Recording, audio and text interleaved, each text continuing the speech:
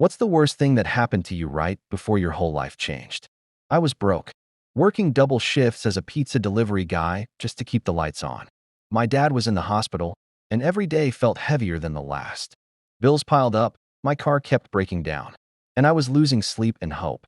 That night, just before the end of my shift, my phone rang. It was the hospital. I stared at it for what felt like forever, too nervous to pick up.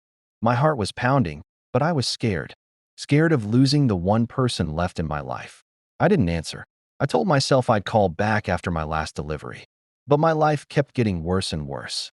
The car almost died on the way. I spilled coffee on my uniform. And then, the final delivery on my route, the one to my girlfriend's place.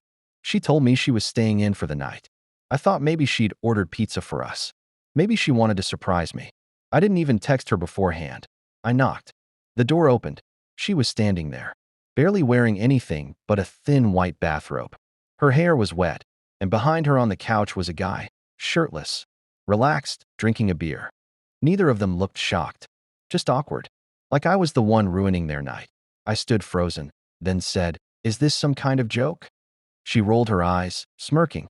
"Don't act like you don't know. You're always broke, working those pizza shifts. I'm done waiting for you to get your life together." I blinked, heart sinking. "You're serious? After everything I'm dealing with?" She shrugged. "Yeah, I deserve better. Someone with money. Someone who can give me a life."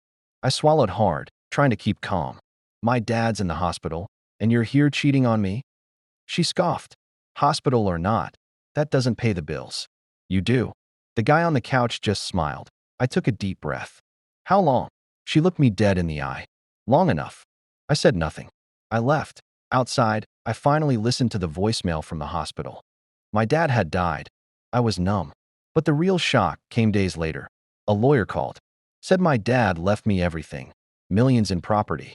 Investments. A house I didn't even know existed. My whole life flipped in an instant. I went from pizza delivery guy to someone who could finally breathe. She started texting me nonstop. "Please, I messed up. I'm so sorry. Can we talk?" I was stupid, I swear. "I still love you. You're the only one I want. Let me prove it." Then she showed up at my door, tears in her eyes, begging, "Please, just give me one chance." I was wrong. I don't care about money. I just want you. I looked at her and said, "You only wanted me when you thought I was nothing. Now that I'm something, you want me back?" She cried harder. "I'm sorry. I'm begging." I shook my head. "I don't do second chances. Not after everything." And then I closed the door.